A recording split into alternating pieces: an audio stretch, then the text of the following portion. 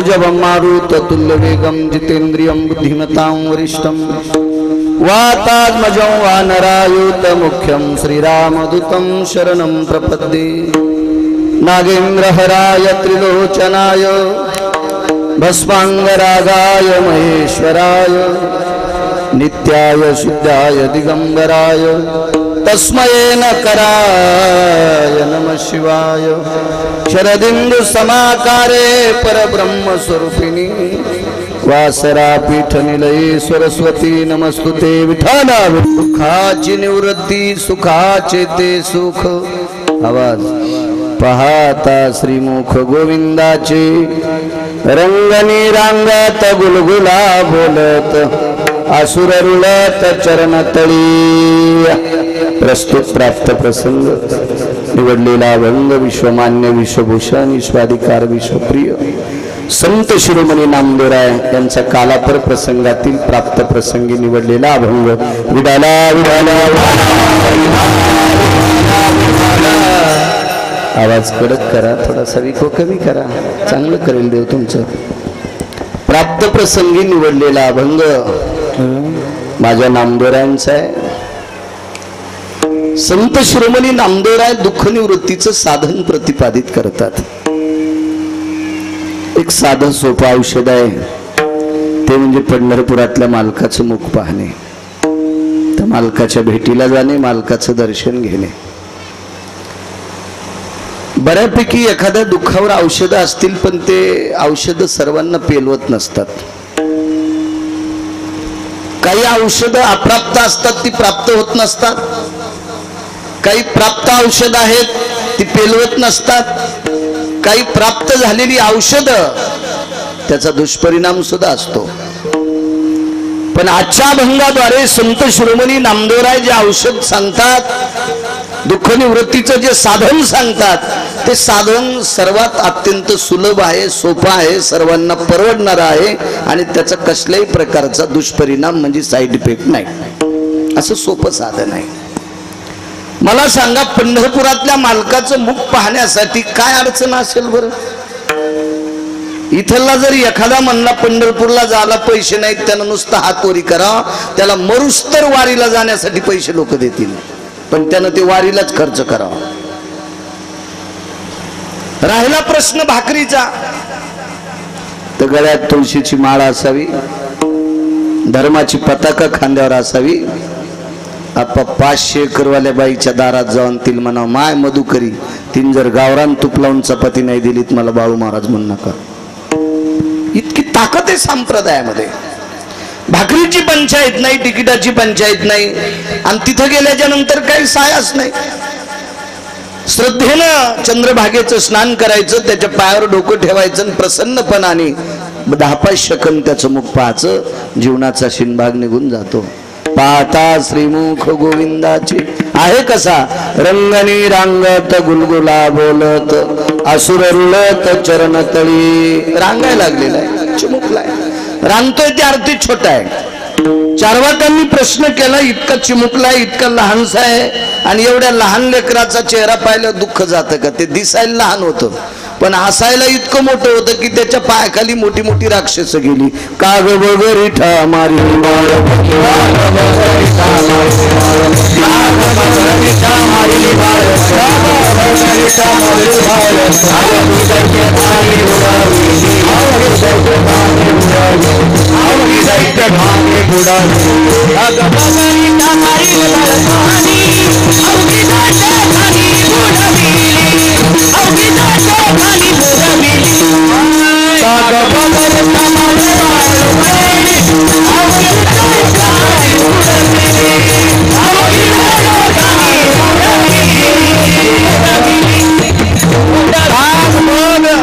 रिठा नावाची ही मोठमोठाली राक्षस होती।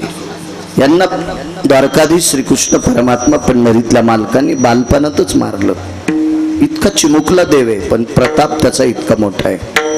आसुर रुळत चरणतळी नामामने हाती लोणियाचा उंडा। त्याच्या हातात लोण्याचा उंडा आहे, आपण गोळा म्हणतो, नामदेवराय उंडा म्हणले। लोणी हे चित्ताचं प्रतीक आहे, कोमलतेचं प्रतीक आहे। ब्रह्मांडाच्या मालकाच्या सानिध्यात जायचं असेल तर अंतकरण अत्यंत लोण्यासारखं मऊ आणि कोमल असलं पाहिजे, मग त्याच्या सानिध्यात जाता येते. हे लोणी हे कोमलतेचं प्रतीक. नामा म्हणे हाती लोणियाचा उंडा, गवळणी त्या तोंडा भुललिया. वेदाच्या श्रुती गोपी आहेत, त्याच्या मुखाकडे बघितल्याच्या नंतर भुलून जातात. इतकं त्याचं मुख पवित्र आहे. हा साधा सोपा सरळ अभंगाचा अर्थ झालं कीर्तन विठाला.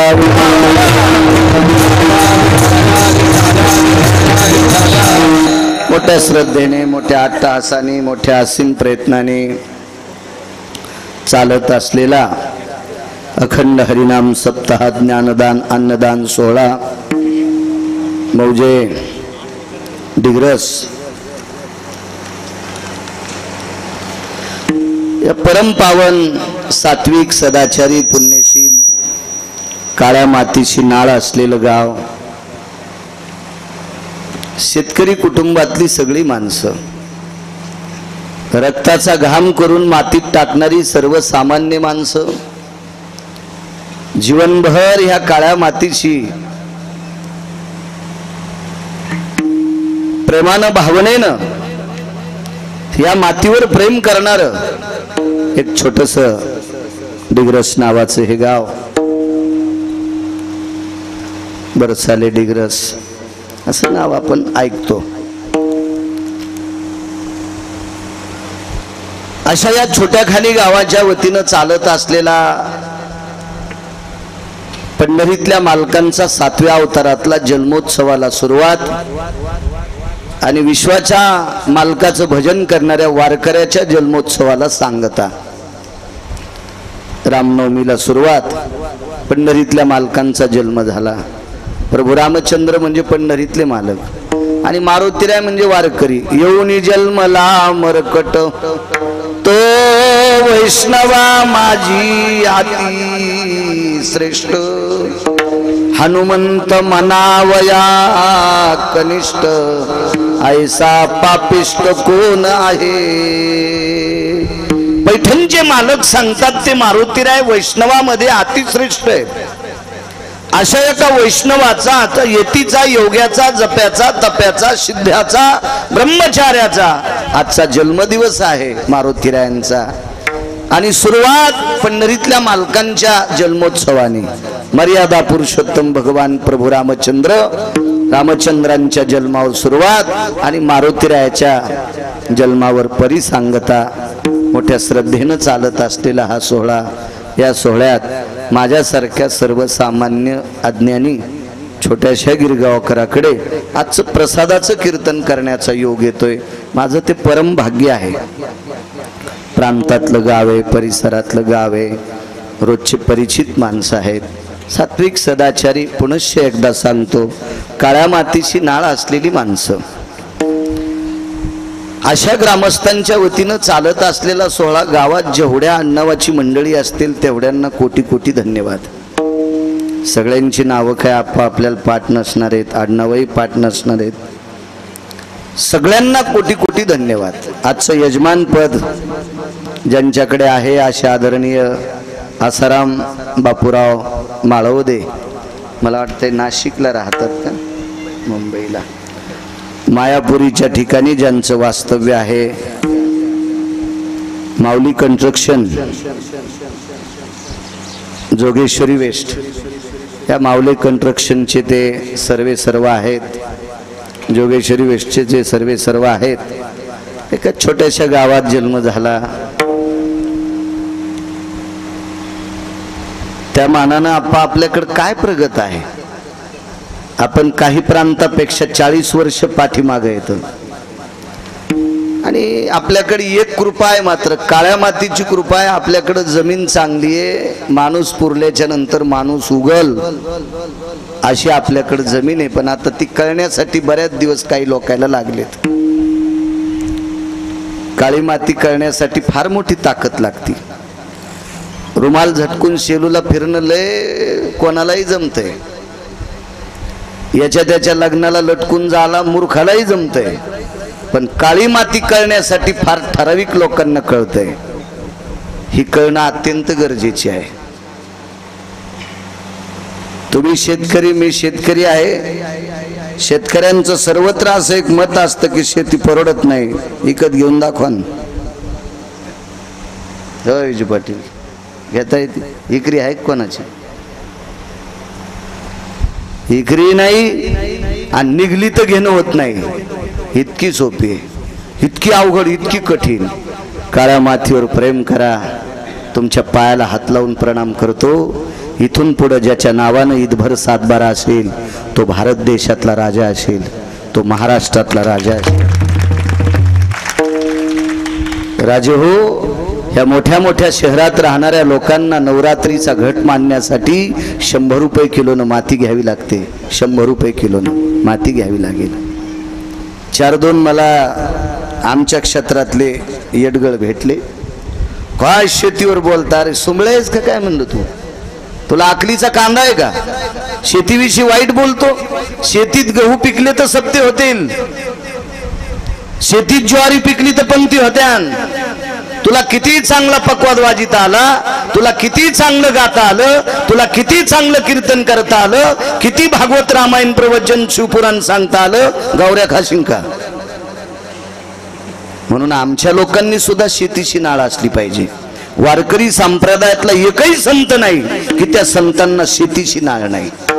फक्त आपण तिथपर्यंत पोचत नाही, आपल्याला तिथपर्यंत त्यांचा व्यासंग लक्षात येत नाही. हे आपलं दुर्भाग्य आहे. विठाला विठाला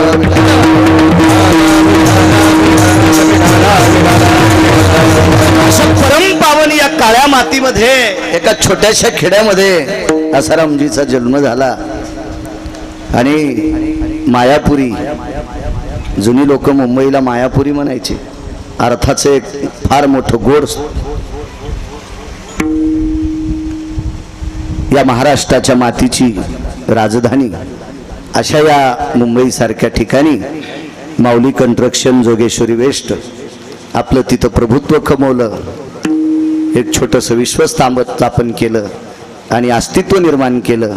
अशा आसारामजी पाळवदेंना पुनश्च एकदा धन्यवाद देतो. त्यांच्या योगाने या महाराष्ट्राच्या मातीमध्ये 4452 गाव मला पाहायला भेटले. कारण जिथं पहिल्यांदा येतो ते यादीत घेतो. असे 4452 गावं आजच्यानं माझी महाराष्ट्रातली पूर्ण झाले. परम पावन, सात्विक, सदाचारी, पुण्यशील माऊल्या असतील, सत्पुरुष असतील, सर्वांना गिरगावकराचा नाक घासून प्रणाम. दोन्ही मृदंगाचार्यांना प्रणाम करतो. पाठीमागं अंशीरामजी असतील, हिरामनजी असतील, पंजाबराव असतील, शिवाजीराव चोपदार असतील, आमचे शिराळकर हे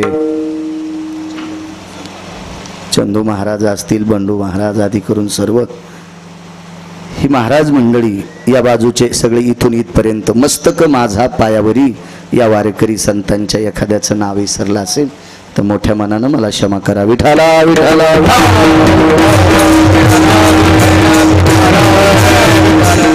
आसारामजी पाळवदे यांच्या तारखेच्या संदर्भात तुम्ही सुद्धा घरी आलते, तुम्ही आलते. 4-5 जण सगळी तरुण मंडळी माझ्या घरी आले. आनंद वाटला.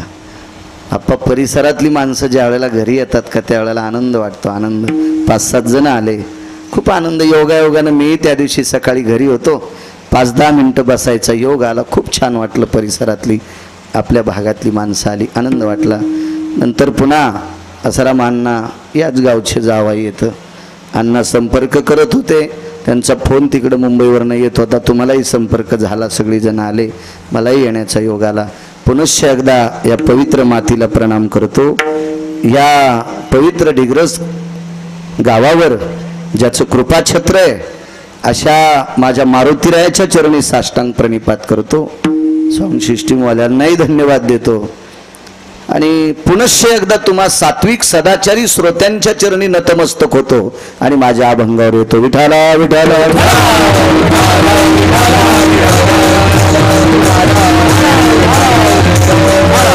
दुःखाची निवृत्ती सुखाचे ते सुख पाहता श्रीमुख गोविंदाचे. दुःख निघून जातंय आणि सुखाच्याही पलीकडचं सुख प्राप्त होतंय, पण ते मात्र त्याचं मुख पाहिल्याच्या नंतर. काय ताकद असेल महाराज त्याच्या मुखामध्ये. पाहता श्रीमुख सुखावले सुख डोळ्याची भूल नवजे माझ्या डोळ्याची नवजे माझ्या डोळ्याची नवजे माझ्या डोळ्याची पाहताचे मुख सुखावणे सुख डोळ्याची भूक नवजे माझ्या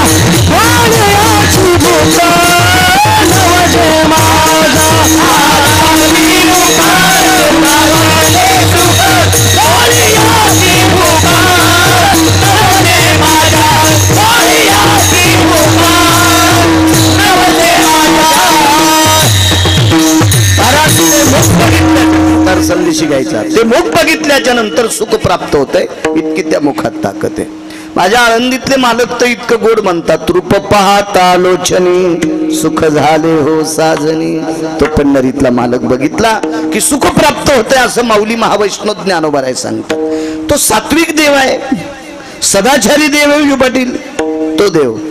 बाकीच्या देवाला वारकरी संप्रदायातल्या लोकांनी मान्यता दिली नाही. शेंदरी हेंदरी दैवते कोण पूजी भूते केते. महाराज जे देव आपल्या पोटासाठी भीक मागायलेत का, ह्या बोंबल्या देवाच्या पाया पडून तुमचं काय चांगलं होणार आहे? ते स्वतःसाठीच भीक मागायलेत त्याच्या पोटासाठी. ते काय तुमचं कल्याण करणार आहेत? तुमचं कल्याण करणारा, माझं कल्याण करणारा जगाचा बाप पंढरीतला मालक आहे विठाला.